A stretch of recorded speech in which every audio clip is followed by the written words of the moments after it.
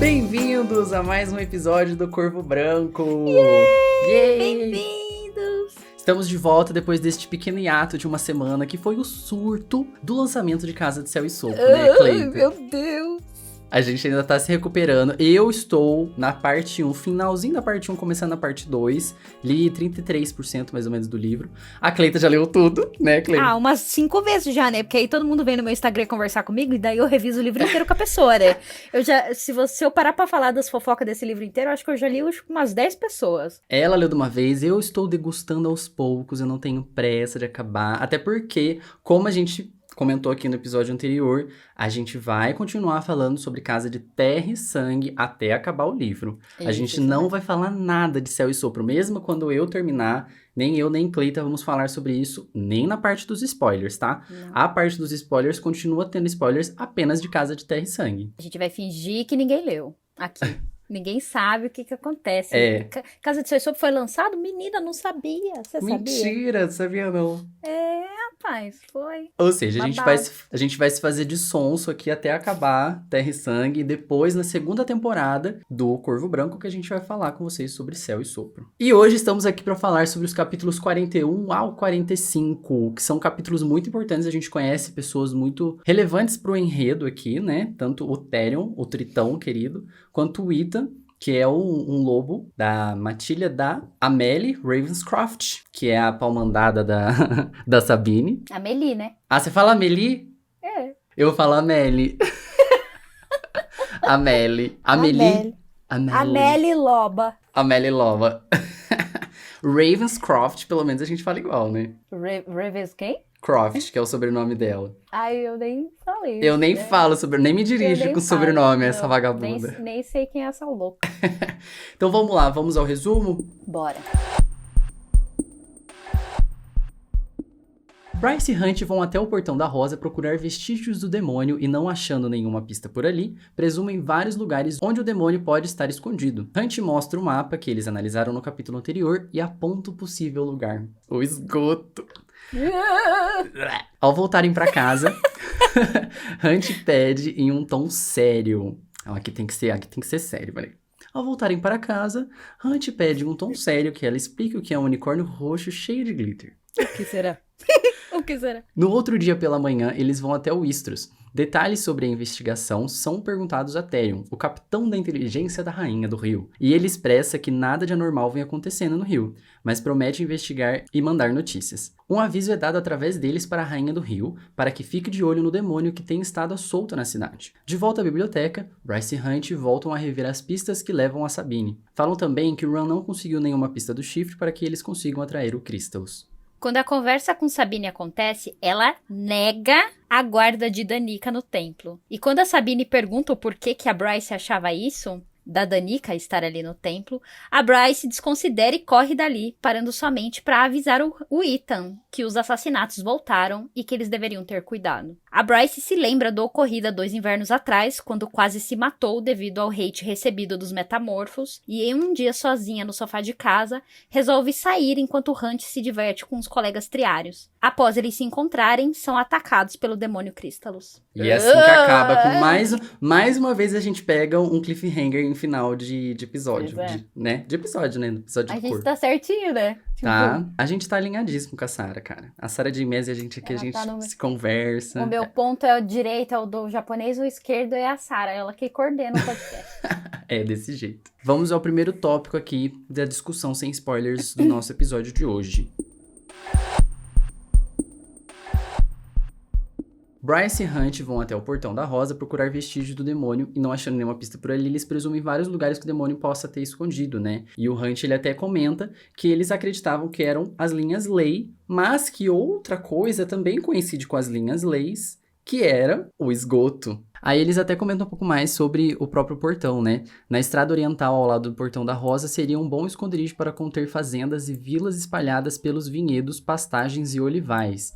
Então, mais uma vez, a gente consegue É uma ter mais uma noção expansão, né? ali da cidade. Daí eles sugerem, né, de dar uma pesquisada ali, só que a gente tem algumas intervenções ali que impedem essa investigação, né? Além de estar chovendo, se eu não me engano, né, Clay? Tava chovendo? Tá tudo molhado, né? Ai, tá tudo- Na verdade é o esgoto, né?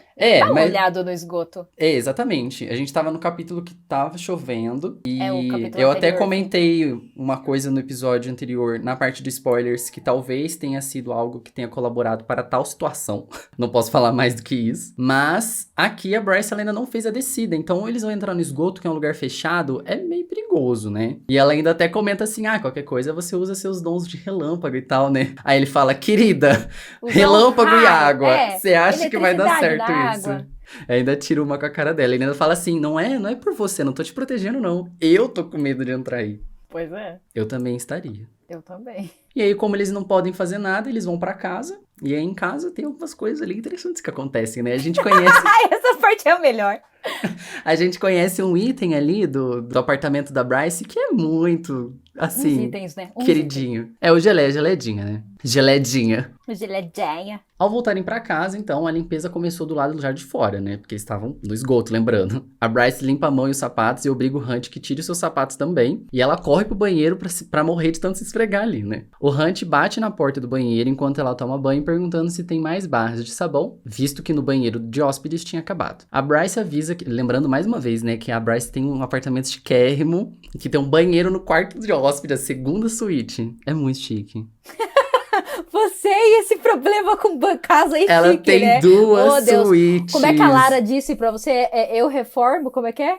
Eu reformo, Eu né? reformo. Um dos meus O criadores novo do arroba eufemismo veio eu construo, ela falou. eu construo.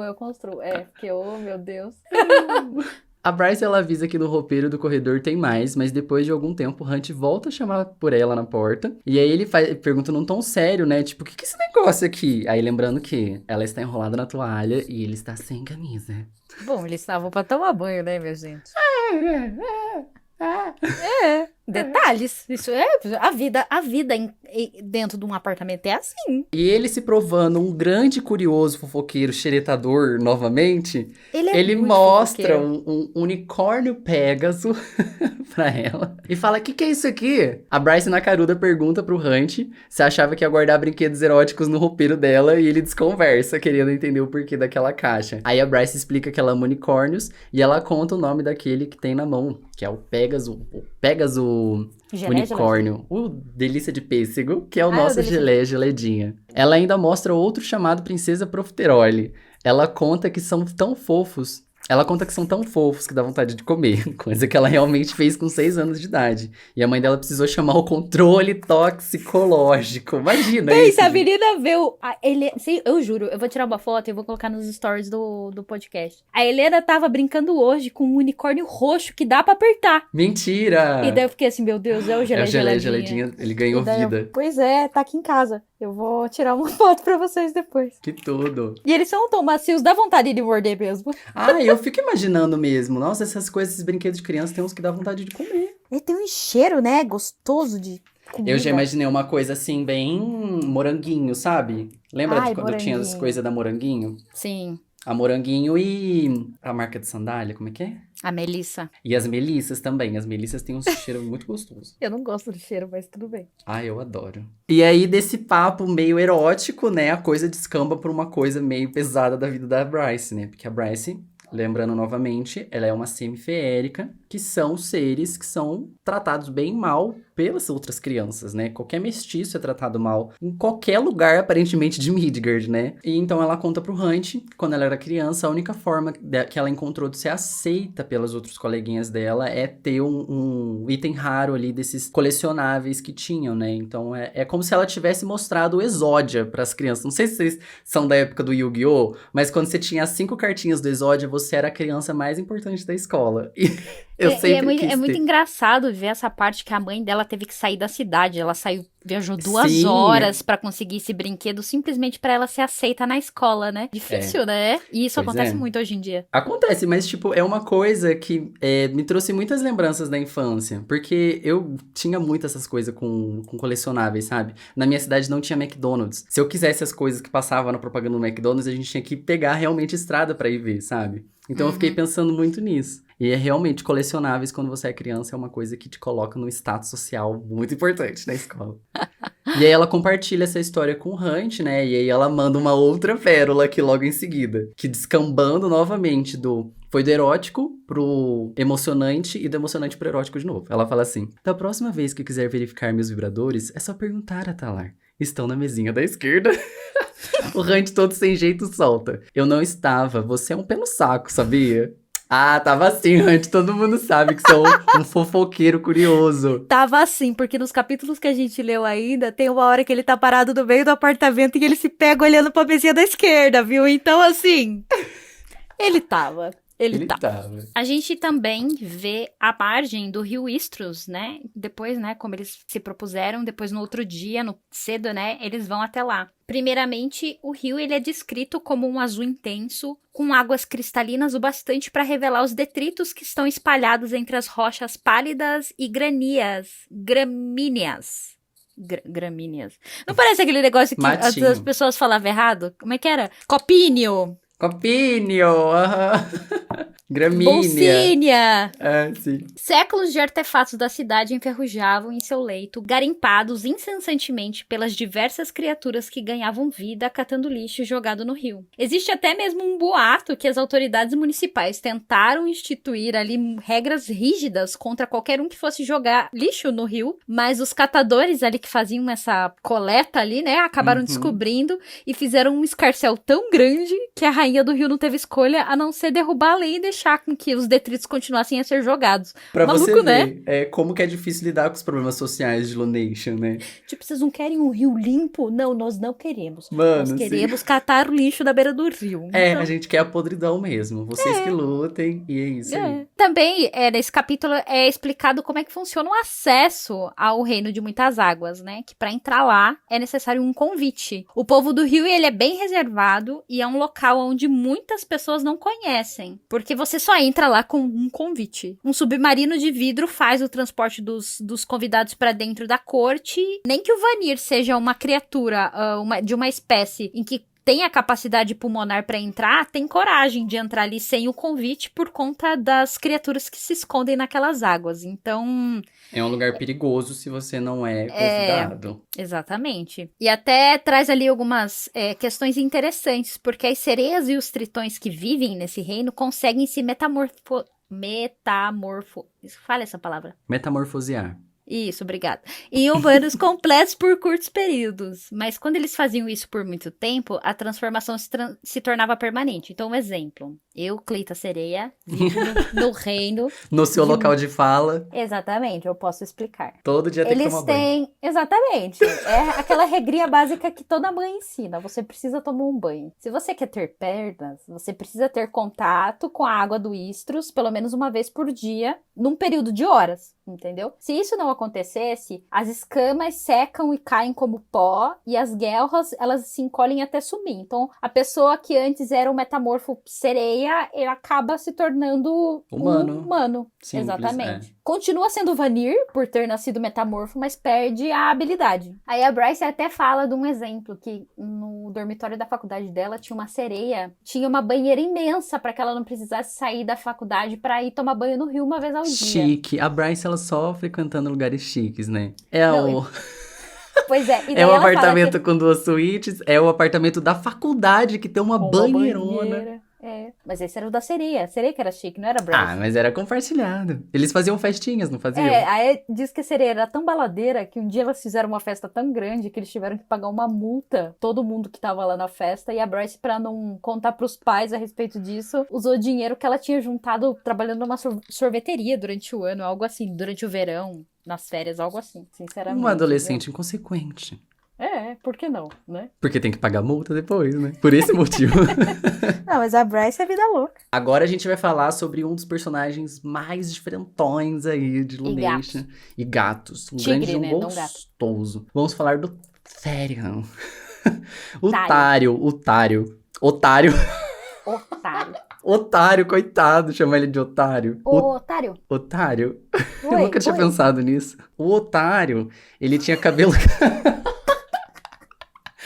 Ele tinha cabelo castanho avermelhado e era um macho forte. com escamas marrons avermelhadas que refletiam como cobre queimado. Ele tinha listras pretas que cruzavam numa padronagem que se estendia ao torso e aos braços, como se ele fosse um tigre aquático. Gente, imagina essa cena, meu Deus do céu. O meu sonho é ser o amante desse tritão. A pele dos antebraços parecia bem bronzeada, o que sugeria que ele passava horas ali perto da superfície ou em alguma caverna escondida ao longo da costa. Seus dedos terminavam em cinzentas unhas afiadas que eram cintilantes ao sol. As características das sereias eram variadas e brilhantes. Poderiam ter uma coloração diversa com listras, pintas, cores sólidas, caudas de barbatanas finas ou curtas ou translúcidas. A magia em grande parte se relacionava ao elemento em que viviam, embora algumas conseguissem conjurar até tempestades. O Hunt, então, ele apresenta a Bryce ao Tarion e comunica que eles estão ali em missão especial e um diálogo muito engraçado acontece. Fica assim, viemos em missão especial, o Hunt diz. E daí o Tarion fala, sente-se pernuda e me conte tudo. E daí a Bryce dá uma risada e fala pra ele, você é encrenca. E daí ele fala, na verdade, encrenca é o meu nome do meio. Ai, meu Deus. E a gente já sabe que a Bryce, ela ama o bad boy, né? Então... Pois é. E em meio a essas conversas e as cantadas da parte do Tarion, nós descobrimos então que ele é o capitão da inteligência da Rainha do Rio. Uhum, E que ele só se faz de desentendido, né? Que na verdade ele manja muito ali da politicagem de Illumination, né?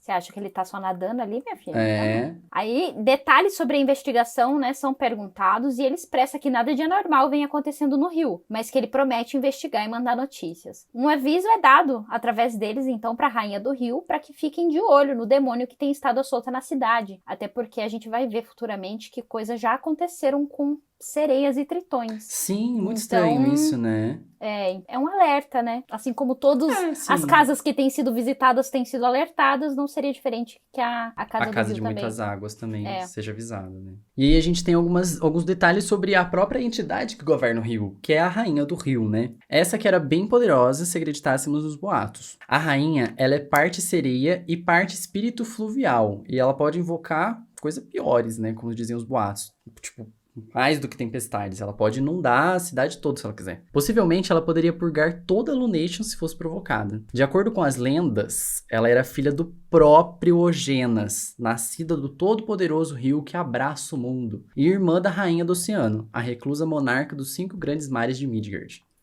A própria Cleita. O Hunt, ele até menciona, né, que a chance disso ser real era de 50%. Mas mesmo assim, os moradores tentavam ao máximo não irritar ela, e até o próprio Maika, o governador, mantinha uma respeitável relação com ela. Porque ele não é tonto, né? Ninguém é tonto ali, né? Eu não vou ficar desconfiando pra boato, né? Ainda mais num lugar que é cheio de ser místico, poderoso, papapá. Eu não vou ficar dando, né? Arriscando. Dá pano pra manga, né? Agora imagina, o Ogenas, ele é um dos 5 deuses ali de Midgard. Imagina se ela realmente é filha dele. B.O., hein? Babado forte. Esse é babado. Então, depois que eles vão embora, o Hunt conta pra Bryce como ele conheceu o Tarion. E daí ele fala que no ano anterior houve uma série de assassinatos de sereias e uma das mortas era, inclusive, a irmã caçula do Tarion. Olha que pesado. E daí o Maika solicitou, então, que o Tarion ajudasse, né, o Hunt nessa investigação, que durou poucas semanas. Bryce até fala pra ele que acompanhou pela TV a notícia de que haviam encontrado o assassino e que ele tinha sido preso. Mas o Hunt fala que o metamorfo Pantera, que era o causador dos crimes, foi entregue, então, em mãos pro Tarion, mas ele não chegou à Corte Azul com vida. Então, o Tarion matou ele. É um grande eufemismo pro que o Tarion fez com ele, né? Não. Claro. E você não mataria quem prejudicasse sua família? Eu mataria. E matar eu não sei se eu mataria, porque eu não sou muito a favor de assassinatos, mas... Amigo, mas vamos pensar nesse no planeta. Mundo em que, no mundo de Midgard... no mundo de Midgard. Não, é que você perguntou eu. Se você, a gente tá falando como se a gente morasse em Lunátia. Mas aqui, eu dentro do Corvo Branco... Eu mataria. Dentro do Corvo eu também mataria. Dentro dos escombros do Corvo Branco, do que sobrou dele, eu mataria quem destruiu o nosso Templo dos Prazeres. O japonês, dentro de Illumination, ele é a borboleta do Corvo Branco. Teu rabicozinho. Tanta coisa pra eu ser. Ué, o metamorfo, você é dono de um Templo dos Prazeres. Desde que o Isaiah tivesse algum tipo de interesse em mim, tava ótimo. Claro que ele tem. Claro. É, asas, né? Anjo, Asas, borboleta, tá ali, tá É. perto. De volta à biblioteca, Bryce e o Hunt, eles voltam a rever as pistas que levam a Sabine. Eles falam também de que o Ron não conseguiu nenhuma pista nova do chifre para que eles conseguissem atrair o Crystalus. O Hunt aproveita o momento para falar sobre a jaqueta que a Danica usa, e a Bryce até mesmo fala que tem a mesma frase na jaqueta tatuada nas costas, que é a famosa frase "por amor tudo é possível". É uma frase importante para Danica e por isso ela guardava aquela roupa com carinho. O Hunt até fala que o boné de soleibol que ele usa foi comprado com o primeiro salário que ele recebeu do Micah e ele representava um recomeço. Aí é importante notar algumas coisas que, para quem não se lembra, lá no primeiro capítulo do livro, a gente tem a Danica chegando e ela coloca a jaqueta dela ali, ela coloca algumas outras coisas dela, então ela aparentemente usava aquele armário como armário pessoal dela ali, e a Jéssica ficava pistola da vida, né? E também mostra o quanto que a Danica era preguiçosa, né? Porque não é porque a Bryce morava junto com ela que a Bryce tinha que ficar carregando as coisas dela embora, né? Tipo, ai, vou deixar aqui, você leva pra casa, tá bom? Olha que folgadinha. Pois é. Mas algumas coisas que ela tenha deixado ali talvez não tenham sido à toa, né? Volte para o capítulo 1 e leia de novo. Pois é, se você quer saber o que tem dentro daquele armário, minha filha, volta lá. Volta lá. Eu não lembro. E eu fiquei bem comovido, miga, quando o Hunt começou a falar do boné dele. Triste pensar que ele passou por 200 anos de sofrimento, de tortura pesada. Sim. E aí ele chega numa cidade assim moderna e ele olha pra um boné e pensa, cara, isso aqui é tão trivial, é uma coisa tão comum. Foi a primeira coisa que ele comprou com o primeiro salário justo dele. O primeiro entendeu? salário, porque ele não recebia nada, né? Ele era apenas um Você lembra escravo que você comprou sem com o seu salário. primeiro salário? Eu não lembro. Ai, amiga, primeiro salário não sobrou nada. Eu morava com a minha mãe na época e eu Pois não, é. não é... Eu não lembro o que eu fiz com o meu primeiro salário também. Mas a primeira coisa que eu devo ter comprado com dinheiro meu deve ter sido algum livro. Provavelmente. Depois posso até procurar pra ver. Daí o Hunt até brinca do porquê dela não ter uma tatuagem da Geleia Geledinha e a Bryce, ela ainda manda uma dessa, ó. Quem disse que eu não tenho um lugar que você não pode ver? Ele ainda tem a coragem de perguntar se ela realmente tem. Mas mesmo ela tendo vontade de falar pra ele vir descobrir, eles desconversam e resolvem focar nas pistas e encontrar Sabine e ir direto pro Covil. E aí a gente vai, então, pro tal do Covil dos Lobos. E a gente tem uma visita bem traumática, né? Primeiro a gente tem uma visão geral do bosque, né? O Bosque da Lua, ele ocupa 10 quarteirões da cidade. É uma vila espaçosa construída ao redor de um emaranhado de floresta e grama, que a lenda dizia que estavam ali antes de qualquer um deles chegarem até aquelas terras. Através dos portões de ferro embutidos nos imponentes arcos de calcário, filhotes de lobo criavam laços, pulando uns nos outros, perseguindo suas próprias caudas, vigiados pelos anciãos grisalhos cujos dias brutais de Auxilia, né, tinham acabado. É até interessante a gente pensar que tem um local ali que é um bosque, levando em conta que Lunation fica num lugar árido, né? É sempre descrito pra gente que Lunation fica num local árido, e aí quando você comenta que esse lugar, esse bosque estava ali antes que ninguém chegasse, é muito plausível mesmo que aquilo não seja um lugar comum, que realmente possa ter alguma energia, alguma coisa ali diferente, que não seja 100% natural, porque o Lunation fica num lugar bem árido. É um lugar, assim, que não era pra ter uma floresta ali, um Não bosquezinho. é um lugar que é descrito com plantas e flores e afins, né? Existem lugares pra isso, os parques, né? Mas é tipo Curitiba, entendeu? Todo mundo fala Curitiba capital verde, mas não é a cidade inteira, né? Sim, os seus lugares certos pra cada coisa. No portão, 2 metamorfos e uma metamorfa completamente armados com uma tatuagem de rosa, cor de ônix, com 3 garras rasgando as pétalas que os identificava como Matilha da Rosa Negra, estavam de guarda.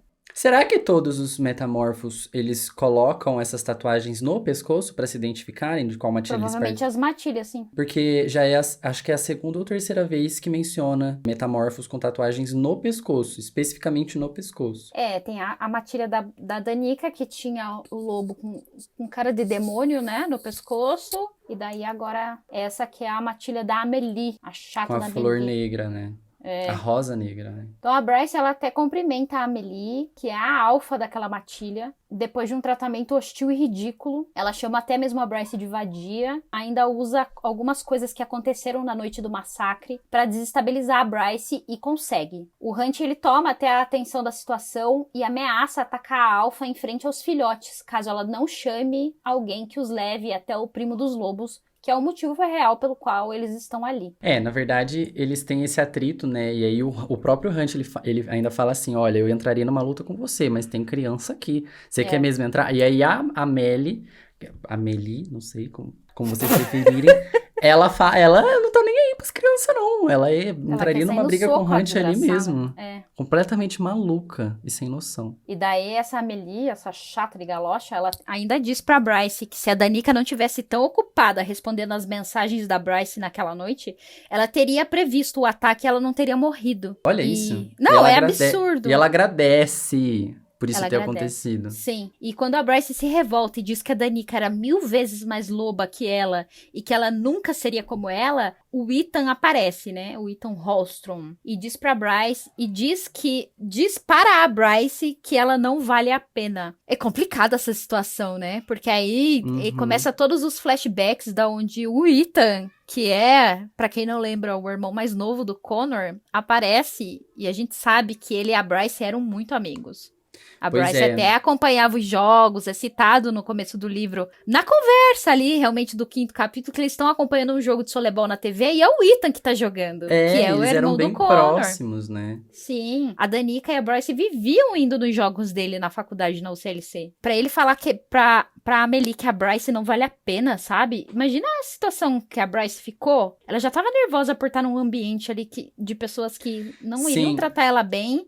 E assim, não é nenhuma situação de querendo passar pano pra ninguém, mas quando você olha de fora, a Bryce, ela não respondeu o Ethan. Tipo assim, ela simplesmente ignorou ele por conta do trauma dela. Então, é justificável ela ter passado por aquela situação, mas também é justificável ele ter ficado com raiva dela por eles serem tão próximos e no momento em que o irmão dele morre, ela some. Entendeu? Então eu entendo os dois terem raiva um do outro, mas como a gente tá dentro da cabeça da Bryce, lógico que a gente vai favoritar o pensamento dela, né? E uma outra coisa que eu percebi enquanto eu tava lendo agora, que o sobrenome do Ethan e do Connor, que é Hallstrom, parece muito uma coisa, tipo um termo assim, né? Que é Hallstrong. Hall, se eu não me engano, eu acho que é uivo.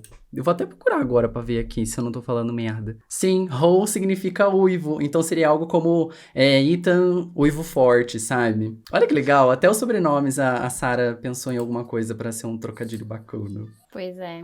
Não tô feliz com o Ethan, então não vou passar pano, sabe? Porque aí a Bryce, nessa cena, tenta puxar papo com o Ethan e ele ignora ela. E ele que leva eles até a sala onde o primo, entre aspas, estaria. Mas daí a gente fica sabendo que o primo dos Lavas, ele tá tirando um cochilinho. Eu achei isso muito coisa de senhorzinho, sabe? Ele é um vovô, gente. É um o primo vovô. dos lobos é o vovozinho.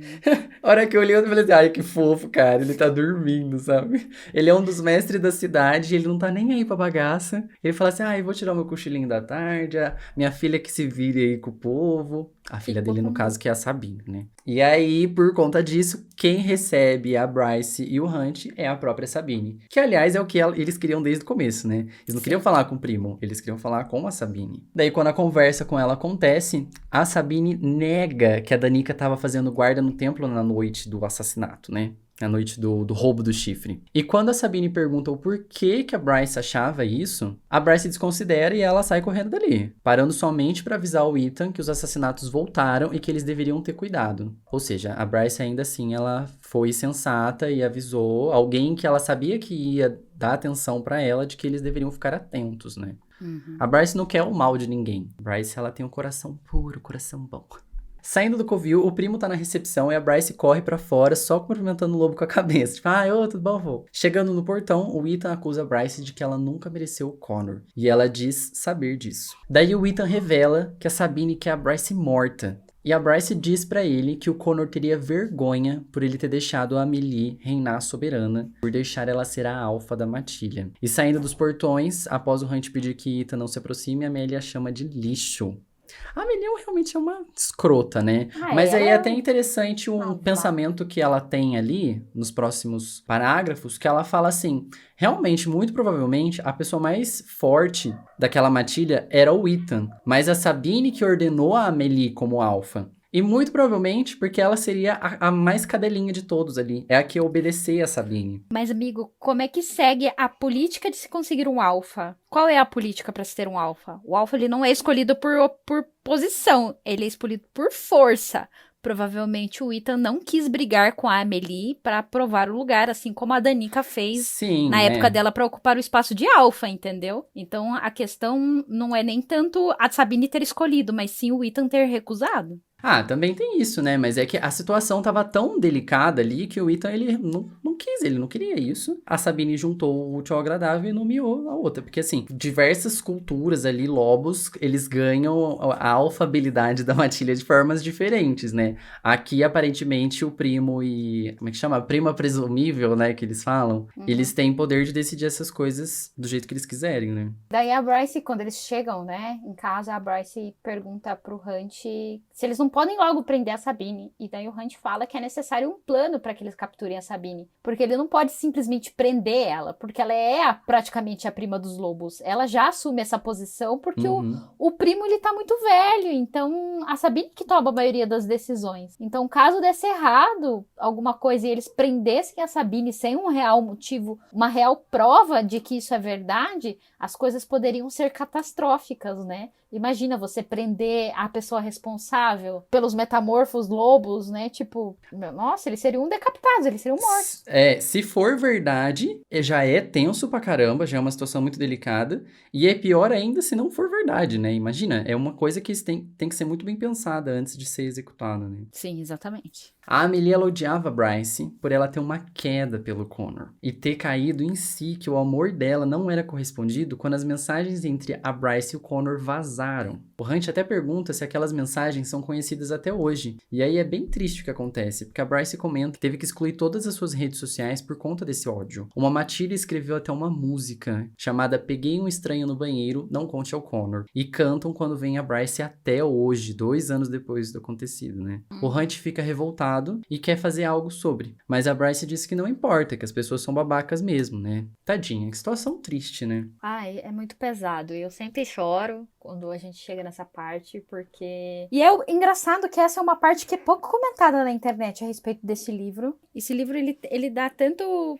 espaço para discussão, e essa é uma das partes a qual eu quase vejo que ninguém discute. Agora eu não sei se é porque ninguém prestou atenção.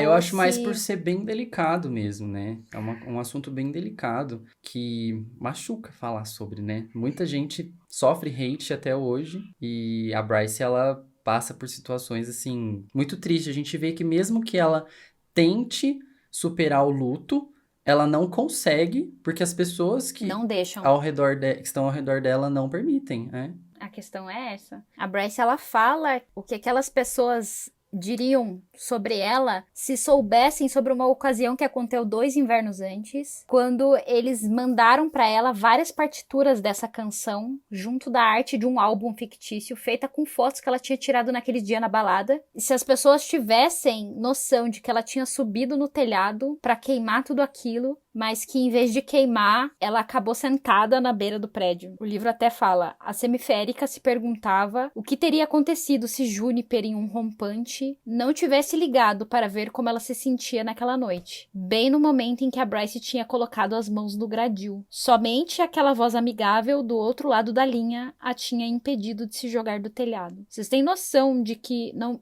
bastava ela estar sentindo a dor do luto de perder uma pessoa importante na vida, de perder um pseudo-namorado, que era uma pessoa que ela gostava, dela perder amigos importantes que morreram porque a Matilha convivia com ela. Ela estava sofrendo hate, perseguição de pessoas, ao ponto dela querer se matar, sabe? Eu vou chorar de novo. É muito triste você parar pra pensar a que ponto as pessoas chegam hoje em dia, porque a Sarah J. Maas não inventou isso aqui. Isso aqui infelizmente, acontece. isso é uma situação que acontece diariamente, né? Isso acontece e a gente vê acontecendo muito hoje em dia na internet. As pessoas veem algo e elas aceitam aquilo como verdade soberana sem entender o que aconteceu. E foi exatamente isso que aconteceu com a Bryce. As pessoas simplesmente se apossaram de um material a qual o pessoal dela, troca de mensagens, acharam que aquilo, provavelmente, que foi espalhado pelos metamorfos como uma verdade absoluta, taxam e cuidam e falam dela como se ela fosse culpada de tudo aquilo. Carregar o peso da morte da melhor amiga, do namorado, futuro namorado, da paixão que ela tem e dos amigos próximos não é o suficiente? Até que ponto a pressão que as pessoas fazem em cima de outras pessoas vão fazer com que aquela situação mude, sabe? A Helena rindo no fundo. Você falando do negócio mó triste. Eu falando do negócio mó triste e minha sobrinha. Quá, quá, quá, quá, quá. Mas ó. Eu amo. Mas o que é mais interessante nessa folha, né, que é a página 483, fala que quando a Bryce senta ali no gradil, ela simplesmente recebe uma ligação da Juniper. E a Juniper se mantém conversando com ela até chegar ao apartamento. E daí as duas queimam junto o material que ela recebeu. E depois disso elas dormem juntas. E quando a Bryce acorda, a Juniper acorda junto. A Juniper ali atenta a não deixar a amiga sozinha. E ela fez isso por 3 dias seguidos. Ela tinha noção que a Bryce era uma bomba relógio, sabe? E é muito importante a gente ter noção de que a gente precisa de gente perto nesses momentos. Porque a gente nunca vai pensar de um modo sensato. Bryce até descreve ali que talvez a Juniper tenha ouvido na ligação que a voz dela estava vazia. É muito importante que a gente tenha amigos perto de nós o suficiente que nos reconheçam até por um tom de voz, sabe? Se não fosse a Juniper ou qualquer outra força da natureza que ajudou com que aquela ligação acontecesse... Foi a própria Urd que ligou, que falou pra Juniper. Se não fosse isso, provavelmente o livro acabaria aqui. Não teria nem começado o livro, né? Não teria nem Teria começado 5 capítulos. Pois é. Triste, né? Então deem valor a Juniper, tá, gente? Vamos todo mundo fazer um pedestal pra ela em casa, porque essa fauna salvou vidas. Salvou uma vida muito importante. Mudando, então, agora completamente de assunto. Anima, Brasil, anima. Vamos ficar feliz que agora deu uma caída aqui, o clima. Vamos subir. Que é carnaval. Aliás, esse episódio tá saindo na segunda-feira de carnaval, né, gente? Pois Espero que vocês estejam aproveitando esse feriado, nem que seja pra ler bastante, que no caso Usem é a máscara, única forma possível, né, de aproveitar esse feriado. Usem máscara pra ler. Sem máscara em casa, tá bom? Fora de casa com máscara. Não, podem sair sim, ir pra umas festinhas, mas tomem muito cuidado, pelo amor de Deus. Usem máscara, usem álcool. Porque ninguém aqui fez a descida ainda. Exatamente. Em um desses momentos de conversa ali com o Hunt, a gente descobre mais algumas coisas sobre a própria Bryce, né? Então a gente fica sabendo que ela foi treinada pelo pai, que ele era capitão do fronte de batalha por 3 anos. E ela foi treinada de modo exemplar pelo pai em todas as artes. Lutas, armas, espadas, facas, tudo. Rifles. Rifles, sempre gosta de lembrar rifles. Ela até conta que pra ir morar na cidade, ela teve que lutar com ele fisicamente pra provar que saberia se defender. Então, assim, a Bryce, ela não é qualquer coisa, viu, gente? Então, isso é muito, muito sutil, mas muito importante, porque a Bryce, ela não é essa cocotinha que vocês pensam que ela é. Ela não é a que vai na manicure lá e que não pode fazer nada. Ela é uma lutadora. E até a gente tem, de novo, um flashback rápido. Nós temos 2 frases só, né, em itálico, na página 485, onde a Bryce fala, relembra, né? Eu amo você, Bryce. Feche os olhos, Danica. Então, nós voltamos a ter a repetição do flashback que já foi citado em episódios anteriores. O que será que aconteceu para esses flashbacks estarem sendo lembrados? A cena, ela é cortada, então, né, depois desse momento remember, com eles indo pro antiquário após a Jéssica prometer transformar a Bryce em milhares de criaturas se ela não fosse trabalhar. A gente não conseguiu ter mais um gostinho dessa cena por conta da Jéssica. Mandei a conta pra ela. Eu amo esse traço de personalidade da Jéssica, de vou te transformar num bicho. Faz o que eu quero, que senão eu vou te transformar. Eu adoro. Agora que o Hunt sabia do treinamento da Bryce, ele via sentido no comportamento que ela teve no dia do massacre, né? Que ela saiu pulando o carro, escalando o muro, né? Saiu Pegou correndo pela cidade. Pegou a perna da mesa, né, e tal. E até, de fato, atacou o Crístalos, né? Sim. O Hunt observava o quarteirão dos mortos, onde os mortos descansavam. Ninguém sabia o que acontecia de fato ali. Se os mortos vagavam pelos mausoléus, se os ceifadores patrulhavam, ou se eles reinavam como monarcas, se existia apenas névoa e pedra e silêncio, ninguém ousava nem sobrevoar o local. Mas às vezes Hunt tinha a sensação de que o quarteirão os observava. E algumas pessoas alegavam que através do oráculo e dos místicos era possível até conversar com os mortos. Muito interessante essa fala do Hunt, hein? Vamos para o próximo tópico. Circulando! Exatamente. O Hunt, até no fim do capítulo 44, quando ele tá pensando na amizade da Bryce com a Danica, ele até seguindo essa linha de raciocínio, né, observando ali o quarteirão dos ossos, ele fala que, mesmo depois de tanto tempo da morte, né, da sua morte, a Bryce, ela não tolera que insultem a memória da Danica. O Hunt descreve a Bryce como leal até a morte e além, e aí ele fala, né, que ele gostaria de ter uma amizade assim. Ai, fiquei tão triste, Nossa, eu cara. também, Fiquei tão tipo, triste. E aí é nossa. de cortar o coração, que no capítulo seguinte, né, acaba isso, com ele falando isso, e no capítulo seguinte ele finalmente decide sair com os amigos dele, né? Sim, tipo, Ele vou finalmente mudar isso, né? aceita ir beber com os triários, e ele fala assim, cara, amizades são importantes, eu preciso ter um amigo. A Bryce Sim. já mudando ali o Hunt, desfazendo aquela personalidade sisuda dele. Juniper liga pra Bryce e fala que conseguiu uma vaga pra ela na aula da professora de dança mais requisitada da cidade. E mesmo Bryce amando a dança, ela se nega a voltar, até que Juniper menciona que a Danica ficaria muito chateada em saber que ela não dança mais. Nem por diversão. E Bryce diz que vai pensar no caso. A Bryce a chama pra assistir com ela um programa chamado Pegação na Casa de Praia. Eu amo. Eu adoro, eu queria Os muito reality assistir shows essa TV lá. Amiga, é o de férias com o ex, sabe? Ai, É o de férias com o que ex. É péssimo. aquele reality que saiu. Como é que chama? Brincando com fogo. É essas coisas. Realities de pegação ruins. Agora eu vou ser muito criticado. Porque o povo ama de férias com ex. A Juniper pergunta se o Hunt tá com a Bryce. E ela diz que ele saiu pra beber com, abre aspas, o bando de assassinos dele. Fecha aspas. Ela pergunta se faria diferença se ele estivesse ali. E Juniper diz que iria mais rápido. Ou seja, a Juniper, ela não perde tempo. Ninguém perde tempo nesse livro. Eu amo. Eu amo. Parece que eu tô falando com os meus amigos, desculpa, mas quando eu falo com eles, eu falo assim também. A Bryce diz que... meus amigos, né? Que amigos, Cleita? É. Que amigo é esse que você Eu tá falo falando? assim com você também, ué. É, tá. A Bryce... última bolacha do pacote, né? Só existe ele. Só Ô, eu sou Danica, amigo seu. sossega aí, Danica. O resto é tudo figurante. Ó, fala aí, você vai ser caçada, hein? Meus amigos escutam o podcast. Bryce diz a Juniper que pro azar dela, ele ainda tem algo com alguém. Esse alguém sabemos que é Shahar, né? Mas a Juniper fala que isso é ruim pra Bryce. E a Bryce é palhaça do jeito que é. Fala que ela conheceu um tritão outro dia que dava até pra lavar roupa no abdômen dele. O Tyron ouvindo isso, ele ia ficar milhões, assim, Ele tipo... ia ficar muito felizinho. Ele ia ficar... Conquistei aquela ruivinha. Apenas. Apenas. Sozinha, Bryce zapeou por canais. Viu um pronunciamento de Rigelas, que era um mão De radiante. Rigelas. Meu Deus, é o Rigelos. Pra quem quiser falar português, é Rigelos. O Rigelas, que era o Rigelas. mão radiante dos Asteri. Que, gente, ele é um dos Asteri, tá? Porque isso não fica muito claro. Isso não ele fica é um muito dos claro. Asteri. Porque dá a entender que ele pode ser muito bem um dos arcanjos, que, tipo, que é o representante, mas ele é um dos Asteri, ele é o líder dos Asteri. Sim. E ele estava sentado numa tribuna dourada, fazendo algum tipo de discurso sobre as leis do comércio. E atrás dele, os 7 tronos, 5 ocupados e um da Asteri que estava morta, né? O outro é o dele, que ele mesmo tá sentado. Não, que tá vazio, né? Porque ele tá na tribuna. Ah, ele não tá lá, verdade. Viu um canal sobre a guerra, sobre a fabricação de armaduras mecânicas, e em outro mostrava humanos famintos, mas ela parou em um programa de compra de casas, que não aguentou muito e saiu de casa.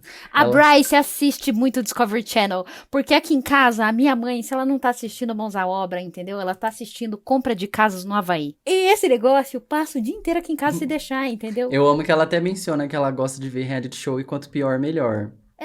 E eu amo também reality show ruim, mas tem que ser ruim mesmo, gente. Não pode ser bom, não. Big Brother tá ruim essa temporada pra quem tá assistindo aí, viu? Ai, não, mas isso aí ultrapassa os limites, sabe? Eu não assisto Big Brother, não posso emitir comentário sobre.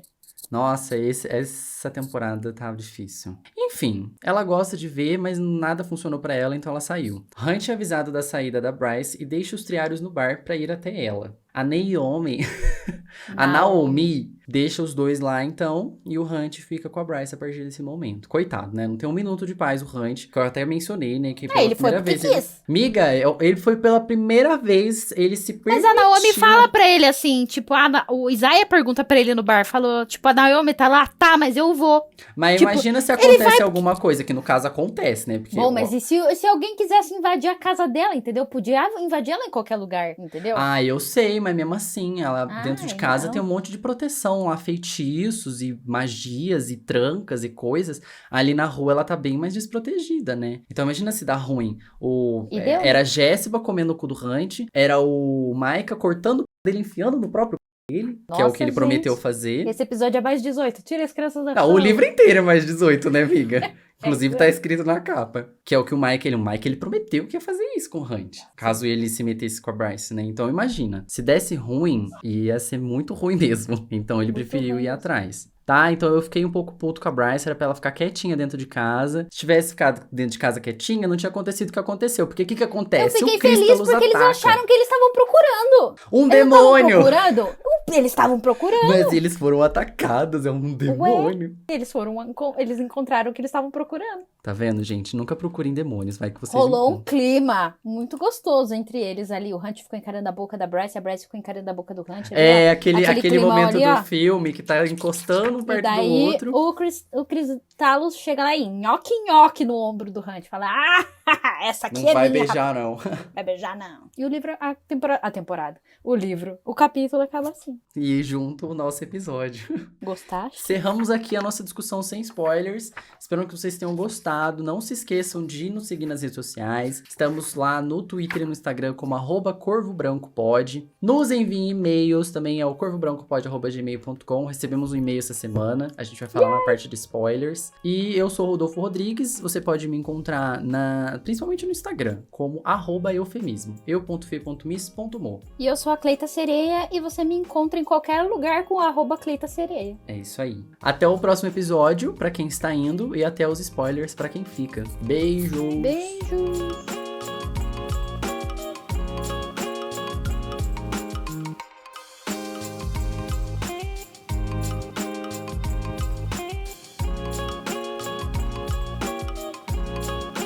Olá, fofoqueiros.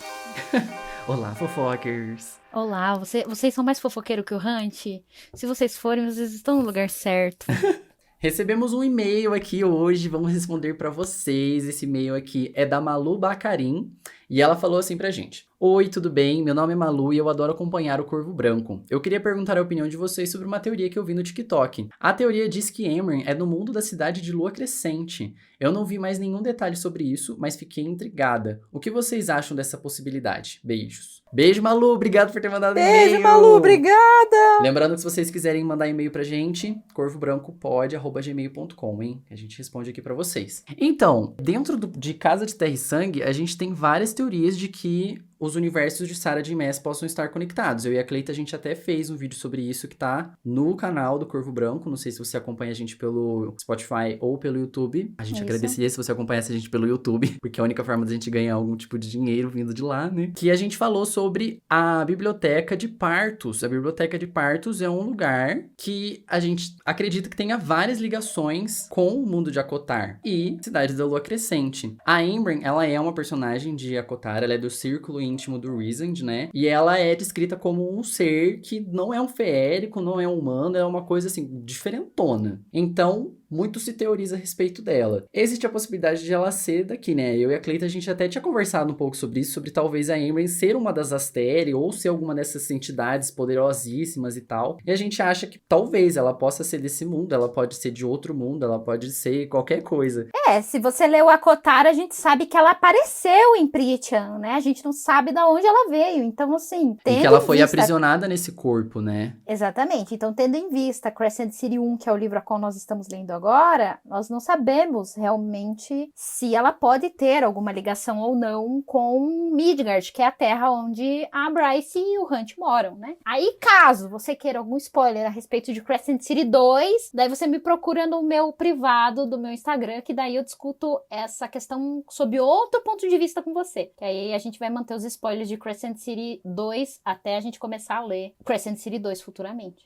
Lembrando que a gente não vai falar sobre spoilers de Crescent City 2 aqui no podcast, a gente vai falar somente do primeiro livro até a gente encerrar essa temporada. Exatamente. A gente só vai mencionar Céu e Sopro na segunda temporada, quando a gente acabar Terra e Sangue, tá, gente? Então fiquem tranquilos. Quem tá lendo o primeiro livro ainda, pode acompanhar aqui com a gente até o final, que a gente tá fechado com vocês. E, gente, a gente já passou da metade do livro, viu? Né? A gente tá, acho que na página 500? Na página começa na 499 o próximo capítulo. Página 500, sim. Falta pouco pra acabar. Vão ser 20 episódios, né? Que vão ter do Corvo Branco, se eu não me engano.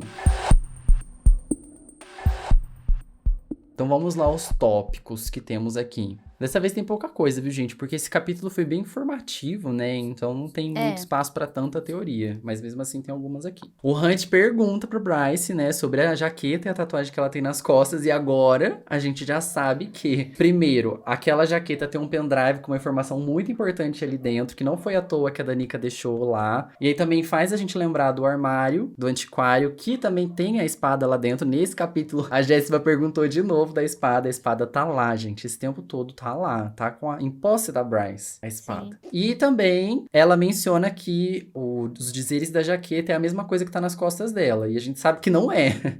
Não é por amor tudo é possível que tá lá. Que é um feitiço em outra língua lá. Pra ativação do chifre. Pra ativação do chifre. Ela deu um baile ali na Bryce e a Danica tatuou o que ela queria, que é o chifre. É interessante parar pra pensar que esse tipo de informação, quando se é estranha no meio do texto, não tá de graça ali, sabe? Então tem um monte de gente que tá soltando stories, marcando o Corvo Branco, e isso é muito legal, e as pessoas falam, olha, o Corvo Branco me ensinou a prestar atenção nos detalhes, e é exatamente isso. No meio de um texto, de uma conversa, onde se estão falando sobre coisas aleatórias, do nada, eles se falam de dois objetos, sabe? Tipo, de uma tatuagem e de uma jaqueta. Por que aquilo ali tá de graça, entendeu? Será que a Sarah J. Maas simplesmente se perdeu no personagem e escreveu aquilo ali, tipo, como erro de roteiro? Não é. Então tem que prestar atenção nesse tipo de coisa. Aí o segundo já é uma teoria da Cleita. Que eu tenho uma certa simpatia por essa teoria aqui. Minha teoria é vinculada à tentativa de suicídio da Bryce, porque ali é mencionado que a ligação que é feita com a Bryce é feita exatamente quando ela senta na beirada do prédio. Tudo bem, eu sei que muitas pessoas têm um senso, um sexto sentido, tal, que a Juniper pode ter sentido que precisava ligar pra Bryce, mas não me parece de graça isso, sabe? A minha teoria é de que a Fury, ela tá, assim, espionando a Bryce, porque ela nunca atende quando a Bryce quer, entendeu? Ela está fazendo alguma coisa, ela tá investigando alguma coisa, ela tá cuidando de alguma coisa, a gente não sabe. Nada me tira da cabeça de que a Fury sim está acompanhando a Bryce e que ela ligou então pra Juniper avisando, tipo, ó, liga pra Bryce que a Bryce não tá bem. A partir disso, a Juniper teve então acesso à informação e não abandonou a Bryce no momento que ela mais precisava. Eu, assim, a parte que eu simpatizo é que realmente é muito suspeito que tenha sido no momento exato, né, que a Juniper tenha ligado. Mas eu não sei se necessariamente a Fury, né? Porque assim, a gente tem um favoritismo pela Fury, porque a gente gosta de colocar assim, qualquer coisa é a Fury. Porque ela é muito misteriosa. Dela, né? Ela é muito misteriosa. Não sei se a Cleita já tem informações privilegiadas por ela ter terminado o segundo livro. Mas, como eu estou aqui em posse de informações apenas do primeiro, eu não sei se tenha sido necessariamente ela, mas vamos lá. Pois é, vamos lá. Ver, tudo é possível. O terceiro ponto e último são mais informações que não são jogadas à toa. Página 484 fala do pai da Bryce sendo um capitão draconiano da 25ª Legião, que esteve no fronte da guerra por 3 anos e por isso ela sabia alguns truques de batalha. Então, assim, nós sabemos que isso vai ser utilizado futuramente lá no fim, onde a Bryce mostra que é uma lutadora maravilhosa, que ela qualquer coisa que ela pegar na mão, ela vai saber manejar e ela vai usar aquilo da melhor forma possível. O Rodolfo até citou durante o resumo de que o pai dela fez ela brigar com ele até ela conseguir mobilizar ele pra se mostrar capaz. A gente já teve aí, é a terceira prova de que a gente tem de que a Bryce, ela é uma boa lutadora e que aí no final, quando ela pegar uma matadora de deuses, ela vai saber usar. A primeira foi no flashback com a Danica, que ela pegou o rifle que tava no chão e tentou atirar nos caras. Então, tipo, ela sabia usar. O segundo momento foi capítulo 36 ou 37, agora não lembro qual exatamente, acho que é o 36, que é quando eles vão no campo de tiro com o Ran, e agora nesse capítulo que a gente fica sabendo que o pai dela ensinou técnicas pra ela. Ó, a gente falou hoje de 5 capítulos que parecem não ter nada, mas que tem muita coisa. Então, assim, eu não acho que esse livro tenha capítulos desnecessários e eu volto a bater nessa tecla, que eu acho que antes da gente tomar esse tipo de... Eu tava no Twitter, quando foi ontem, e eu vi uma postagem de uma menina, não sei quem foi agora, e a menina fala assim, o livro só começa a ficar bom a partir da página 300, mas eu não segui a menina, simplesmente apareceu na minha timeline, eu falei, eu não vou criar o caos do Twitter, porque, né, mas assim, sabe, as pessoas, elas não se esforçam sem entender a história, e daí é muito fácil presumir que a autora simplesmente encheu linguiça 300 páginas pra montar um livro de 900, sabe? É aquela coisa que acontece porque as pessoas elas vão sedentas nesse livro achando que é um livro 100% fantasia. E é o que eu menciono. Esse livro ele flerta muito com narrativas de investigação. E quando você tem um livro lá que é um thriller psicológico, que é um livro de suspense, tem um monte de informação que é jogada no começo do livro, que é exatamente o que acontece aqui, que não estão lá à toa, mas que não parecem fazerem muito sentido e que parecem que estão de graça. Mas que conforme você vai avançando na leitura, você vai percebendo que elas não estão ali à toa e que elas estão todas amarradinhas, né? Então, não é nada à toa nesse primeiro livro. No segundo eu já não sei porque eu não li, mas no primeiro livro não tem uma frase, uma vírgula segundo que também esteja não tem, à toa. Inclusive, até falta coisas. Porque eu tava, durante a leitura aqui do segundo livro, eu fico assim, eles falam muito de Soleibol, mas até agora ninguém explicou como que é esse jogo. E Mas aí você não queira que ela vire a homofóbica lá que faça livro a respeito do jogo de futebol, né? Não. A Sarah J. Maas já tomou o lugar dela no mercado. você tá falando da Britney Spears? É, ela mesma. Ah, E não, daí... mas pelo menos uma breve descrição. Eu queria muito pra saber quê? como que Pra era. que nós vamos saber a respeito de um esporte se não agrega nada na história? Claro que agrega. O Agrega Connor o quê? era, o Ethan era. Tipo assim, o Hunt gosta muito. Mas é um futebol com um nome diferente, só. Mas eu não sei se é só um futebol. É um futebol americano com nome diferente. Não, mas é Só. você que tá falando. Em momento algum ela falou que é isso. Estou falando aqui, ó, o meu termo Cleita, meu carimbo Cleita Sereia de esportes, tá aqui afirmando que é Que futebol é americano. futebol americano? Tá bom, então. Porque assim- você tem o contato aí no ponto da Sarah J. Maas, né? Então eu É. acredito em você. Ela falou aqui pra mim, é futebol americano. Foi isso que ela disse. Porque não faz sentido. Aí realmente seria muita Nossa, hoje eu tô gaga num nível. Uma curva fora da casinha. É isso que eu queria dizer. Porque não tem sentido dela tá montando uma fantasia romântica, vamos deixar bem claro, que vai falar de futebol. Não tem porquê. Ai, amiga, tem sim. Não precisa, tipo, um parágrafo que explicasse assim, 2 aros, um em cada lado do negócio, e o objetivo era fazer 10 Gol. pontos primeiro time, sabe? Alguma coisa muito breve, assim. Não precisava ser um livro quadribol através dos séculos. Talvez se a gente tiver extras a respeito dos meninos, entendeu? Daí apareça. Mas por enquanto, por que a Bryce explicaria um negócio que ela não gosta, sabe? Ela gosta de soleibol, a Bryce, ela Ela assistia gostava de as ver coisas. os homens jogando. Isso que ela ela deve gostar do jogo também. eu também entretenimento. amaria ver o Connor, o Ethan jogando. Eu amaria também. Enfim, eu ficaria contente com pelo menos um parágrafo de explicação do que é o soleibol. Eu não. Eu já ia achar chato. Um parágrafo, esse livro tá Ai, cheio de... eu ia falar quando isso chega aqui, as partes desnecessário. as partes hot que são Todo mundo bate palma. desnecessárias. Você Ninguém- só- Não é todo mundo não, tá, gata? Um monte de gente vem falar comigo que não gosta também. Não E é tá só... lendo por quê? Desculpa, você tá não lendo um gosta livro do Meredith. hot. Ué, mas você tá lendo um livro de romance, erótico, fantástico, Não é um mais de romance 18. erótico. É uma fantasia adulta. Tem muitos outros elementos além do hot, não é porque é um livro adulto por conta da trama ser muito bem elaborado, adolescente não entenderia, e também por terem coisas muito brutais, tipo corpos dilacerados. Quando fala conteúdo adulto, não é necessariamente trepação, não é sexo. Não, mas eu sei, eu não tô falando só disso. Você tá falando disso, você Não, falou eu só que é um estou livro falando erótico. que se você não consegue aceitar que a vida em sociedade tem isso, daí Mas eu não tô falando entendeu? isso, você que acabou de dizer que todo mundo gosta do hot, né? Todo eu mundo. amo! Então, Eu li um você livro gosta. E aí tem um disso, monte de muito gente que vem falar comigo que também compartilha. Tipo, as partes de hot eu também Cancelados, não gosto. cancelados. Porque daí vem no meu Instagram e fala, ai meu Deus, o que acontece no... Mas é E isso daí que eu tô falo, falando. ó, tô de olho em vocês. Não é só gente que gosta que existe. Existem Tô. pessoas que também não gostam. Tô fazendo uma lista aqui de quem não gosta. Tá entrando no meu caderno negro. Tem que fingir pra mim que gosta. Você pode fingir pra mim que gosta? Não, eu não gosto. Pra que eu vou mentir? Tudo bem. Porque querendo ou não, a Sarah J. Maas vai pôr no livro, ué. E é milhões. Enfim, tem hot pra quem gosta e eu ficaria muito contente com um parágrafo de Ai, explicação do vai soleibol, dormir. tá bom? Vai dormir. Então é isso, gente. É com a Aqui Cleita... está sido é com- rompendo é o com a contrato Cleita- do Corvo Branco, entendeu? É isso, A gente. amizade está partindo exatamente agora. É com a Cleita Intolerante que a gente encerra esse podcast. Eu sou, como é que é? Hotfóbica. Eu não gosto que as pessoas... Você é hotfóbico. Não, eu não tenho nada contra. Mas também não tem nada a favor. Uai, mas aí porque eu não gosto, eu sou... Para de falar hotfóbico. uai, você me quebra as pernas falando uai. É tão fofo você falando uai. Não posso negar minhas origens. Uai. Então é isso, gente. Fiquem com Deus. Até o próximo Fiquem episódio. com Deus nada, tô revoltada. Tá bom, fiquem com Deus. Um beijo e até o próximo Corvo Branco. Tchau. Tchau. Bye bye.